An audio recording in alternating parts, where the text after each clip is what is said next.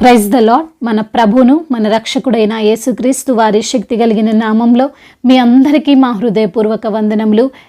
ఈరోజు దేవుని వాక్యము, మీ విరోధి అయిన అపవాది గర్జించు సింహము వలె ఎవరిని మృంగుదునా అని వెతకుచూ తిరుగుచున్నాడు. పేతురు వ్రాసిన మొదటి పత్రిక 5వ అధ్యాయము 8వ వచనము. Your enemy the devil prowls around like a roaring lion looking for someone to devour. 1 Peter chapter 5 verse 8.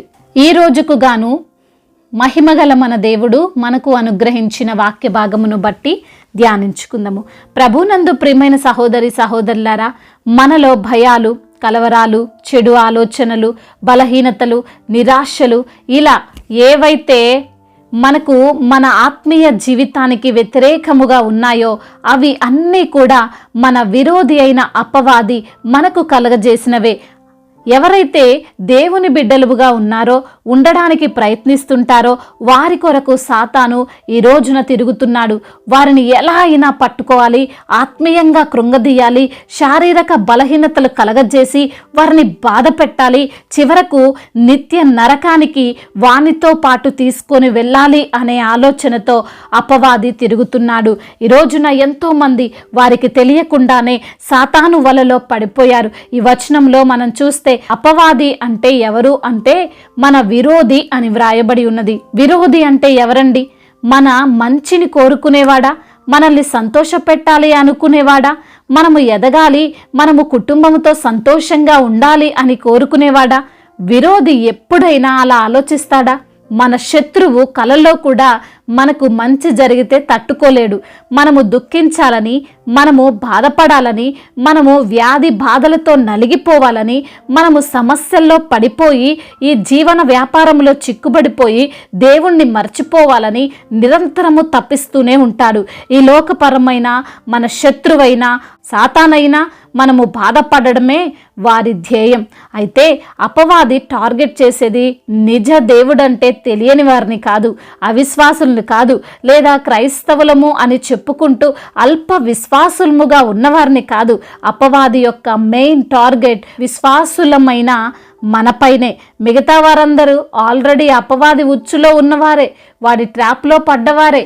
అందుకే ఒక సందర్భములో ప్రభు పేతురుతో అంటున్నాడు, సీమోను సీమోను, ఇదిగో సాతాను మిమ్మును పట్టి గోధుమల వలె జల్లించుటకు మిమ్మును కోరుకునేను గాని నీ నమ్మిక తప్పిపోకుండునట్లు నేను నీ కొరకు వేడుకొంటిని. నీ మనస్సు తిరిగిన తరువాత నీ సహోదరులను సిద్ధపరచుమని చెప్పెను. పేతురు ఒక అపోస్తలుడు, నిత్యము యేసయ్యతో ఉండి ఆయన బోధలు వింటున్నవాడు, అద్భుతాలను కన్నులారా చూస్తున్నవాడుగా ఉన్నాడు. అయినా సరే అపవాది పేతురును పట్టుకోవాలని ఆశపడుతున్నాడు. అయితే అపవాది వాడి ప్రయత్నంలో పేతురు యొక్క బలహీనతను బట్టి ఎంతో కొంత సక్సెస్ అయ్యాడనే చెప్పొచ్చు.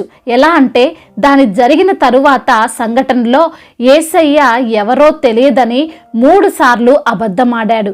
యేసయ్యని సిలువ వేసిన తరువాత చేపలు పట్టాలని చేపలు పట్టుటకు వెళ్ళాడు. అంటే అపవాది పేతురులో భయాన్ని నింపాడు. మరియు ఈ లోక సంబంధంగా ఎలా జీవించాలి, ఏ పని లేదు, పోషణ లేదు అనే ఆలోచనను నింపాడు. దాని ఫలితమే అబద్ధం, దాని ఫలితమే మరలా చేపలు పట్టాలనే ఆలోచన. అయితే తరువాత పరిశుద్ధాత్మ ద్వారా నింపబడి గొప్పగా వాడబడ్డాడు కూడా. ప్రియమైన సహోదరి సహోదరుడా, ఈ రోజున నీవు భయముతో నింపబడ్డావేమో.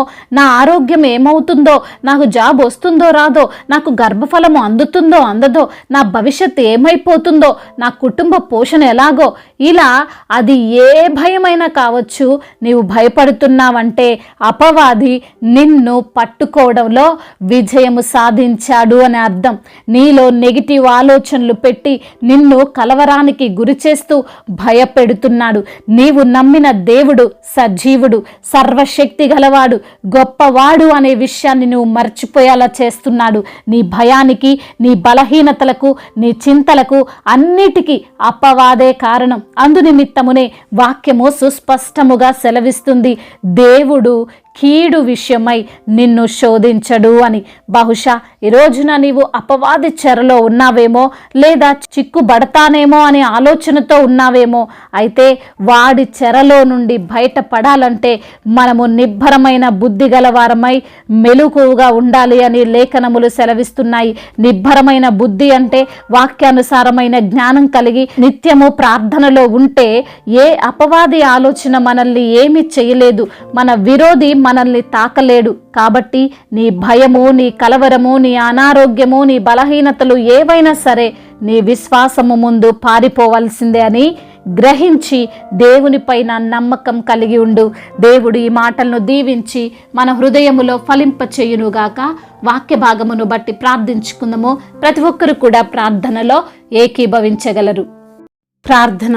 మహాశక్తి సంపన్నుడా, మహోన్నతుడు అయిన దేవా, కృపా కనికరములు కలిగిన తండ్రి, జీవము కలిగిన మా దేవా, జీవాధిపతివైన మా తండ్రి, మీ ఘనమైన, ప్రశస్తమైన, శ్రేష్టమైన, పూజింపదగిన నామమును బట్టి మీకు వేలాది వేల స్తుతులు, స్తోత్రములు చెల్లిస్తున్నాం తండ్రి. ఎందరైతే బిడ్డలు ఈ రోజున అపవాది చిక్కుల్లో పడిపోయారో ప్రభువ, అయా మరి తండ్రి, అపవాది ఆలోచనలు కలిగి భయముతో, కలవరముతో, అయా మరి తండ్రి, వివిధ రకమైన ఆలోచనలతో కృంగిపోతూ, నలిగిపోతూ, అయా మీ యొక్క సన్నిధికి దూరం అవుతున్న ప్రతి బిడ్డను మీరు జ్ఞాపకం చేసుకోనండి. భయాందోళన నుంచి విడిపించండి. ఆ యొక్క ప్రతి సమస్య నుంచి, ఇరుకులో నుండి, ఇబ్బందిలో నుండి ప్రభా, అయా బిడ్డలకు మీరే విడుదలను దయచేయమని వేడుకుంటున్నాం. అదే విధంగా నిత్యము మీకు ప్రార్థించే బిడ్డలుగా, నిత్యము మీ వాక్యానుసారంగా నడిచి మీ యొక్క తండ్రి ఆశీర్వాదాలు పొందుకునే బిడ్డలుగా ప్రతి బిడ్డను మీరు నిలవబెట్టండి. ఈ రోజున ఎందరైతే బిడ్డలు వాక్యము విని ప్రార్థనలో ఏకీభవిస్తున్నారో ప్రతి బిడ్డను మీరు పేరు పేరున దీవించండి, ఆశీర్వదించండి. మీ యొక్క కృప, మీ యొక్క కనికరము, మీ హస్తము నిత్యము బిడ్డలకు తోడుగా ఉంచండి తండ్రి. అనారోగ్య సమస్యల చేత బాధించబడుతున్నారో వారిని బట్టి ప్రత్యేకంగా ప్రార్థిస్తున్నాము తండ్రి. అయా అనారోగ్యాన్ని తీసివేసి ఆరోగ్యాన్ని బిడ్డలకు దయచేయండి. ప్రతి బలహీనతను కొట్టివేయండి. మీ యొక్క శక్తి చేత వారిని నింపండి. అయా బలహీనులను బలపరిచే దేవుడవు, శక్తిహీనులకు మీ యొక్క శక్తిని అనుగ్రహించే దేవుడవు ప్రభు. అయా వారికి ఉన్న వ్యాధి బాధలన్నిటి నుంచి విడుదల దయచేయండి. ఐసీలో ఉన్నటువంటి బిడ్డలను మీరు ముట్టండి. లేవలేక, నడవలేక, మాట్లాడలేక, చూపు లేక పడి ఉన్నటువంటి బిడ్డలను మీరు తాకండి. అద్భుత కార్యాన్ని బిడ్డల పట్ల మీరు జరిగించండి. అప్పులను యేసు నామములో కొట్టివేయండి. ఎందరైతే బిడ్డలు రుణ భారాలతో బాధపడుతున్నారో, రుణాన్ని ఎలా తీర్చుకోవాలో తెలియక సతమతమవుతూ ప్రభా వారి యొక్క ప్రాణాలను కూడా తీసుకుంటున్నారో ప్రభా, అయా బిడ్డలతో మీరు మాట్లాడండి. అయా మీ యొక్క కృప వారిపైన ఉంచండి. అప్పులు తీర్చుకునే సామర్థ్యాన్ని బిడ్డలకు దయచేయండి. అట్టి జ్ఞానాన్ని దయచేయమని వేడుకుంటున్నాం. ఉద్యోగము లేని బిడ్డల కొరకు ప్రార్థిస్తున్నాం తండ్రి. అయా మంచి ఉద్యోగము బిడ్డలకు మీరు దయచేయండి. వివాహాల విషయంలో మీ యొక్క చిత్తమును కనిపెడుతూ ప్రార్థిస్తున్న బిడ్డల యొక్క ప్రార్థనను మీరు ఆలకించండి. మీ చిత్తానుసారంగా వారి వివాహము జరుగునట్లుగా కృప చూపించండి తండ్రి. అదేవిధంగా నా ప్రభువ, గృహము లేని బిడ్డల నిమిత్తం ప్రార్థిస్తున్నాం తండ్రి. అయా అనాథలను, అభాగ్యులను ఆదుకునే దేవుడవు. అయా బిడ్డల పక్షాన మీరు న్యాయమును తీర్చండి. బీదలను కటాక్షించువాడు ధన్యుడంటున్నావు తండ్రి. అయ్యా మీ యొక్క కనికరము, మీ కటాక్షము వారిపైన ఉంచమని వేడుకుంటున్నామయ్యా. ఎందరైతే బిడ్డలు ప్రభా ఈ రోజున నా తండ్రి ఏ సమస్యతో దుఃఖితులై ఉన్నారో ప్రభా వారిని బట్టి ప్రార్థిస్తున్నాం. వారి యొక్క దుఃఖ దినములను సమాప్తము చేయమని వేడుకుంటున్నాం తండ్రి. గర్భఫలము లేని బిడ్డల కొరకు ప్రార్థిస్తుండగా గర్భఫలాన్ని మీరు దయచేయండి నా తండ్రి. గర్భఫలము మీరిచ్చే బహుమానము తండ్రి. మీ సన్నిధిలో సాక్షులుగా వారిని నిలవబెట్టండి నా ప్రభువా. అదేవిధంగా నా తండ్రి కోర్టు సమస్యలు, ల్యాండ్ సమస్యల నుంచి విడిపించండి. మీరే వారి పక్షాన న్యాయమును తీర్చమని వేడుకుంటున్నాము. అదేవిధంగా దేశాన అధికారులను దీవించండి అయ్యా. మా భారతదేశమును, తెలుగు రాష్ట్రాలను అయ్యా మీ యొక్క కృపలో కాచి కాపాడమని వేడుకుంటున్నాం తండ్రి. అధికారులకు సమయోచితమైన జ్ఞానాన్ని దయచేయమని వేడుకుంటున్నాం తండ్రి. అయ్యా దైవజనులందరి కొరకు ప్రార్థిస్తున్నాం తండ్రి. అందరినీ మీరు దీవించండి అయ్యా. వారి కుటుంబాలను ఆశీర్వదించండి ప్రభా. వారి యొక్క పరిచర్యలను ఆశీర్వదించండి ప్రభా. అయా నూరంతల ప్రతిఫలమును వారు పొందుకొని ప్రభా మీ సన్నిధిలో తండ్రి వారు సాక్షులుగా నిలవబడ్డానికి కృప చూపించండి నా తండ్రి. అయా అనేక ఆత్మలను రక్షించుటకు కృపను అనుగ్రహించండి ప్రభా. అదేవిధంగా ఇతర దేశాల్లో ఉన్న మీ యొక్క బిడ్డలను కూడా మీరు జ్ఞాపకం చేసుకోనండి ప్రభా. అయా బిడ్డలకు మీరు తోడుగా ఉండండి. ఒంటరిగా ఉంటుండగా ప్రభా మీ యొక్క కనికరము వారిపైన ఉంచండి. మీ యొక్క కాపుదల దయచేయండి తండ్రి. మీ యొక్క సన్నిధిని వారితో ఉంచమని వేడుకో వేడుకుంటున్నాం తండ్రి.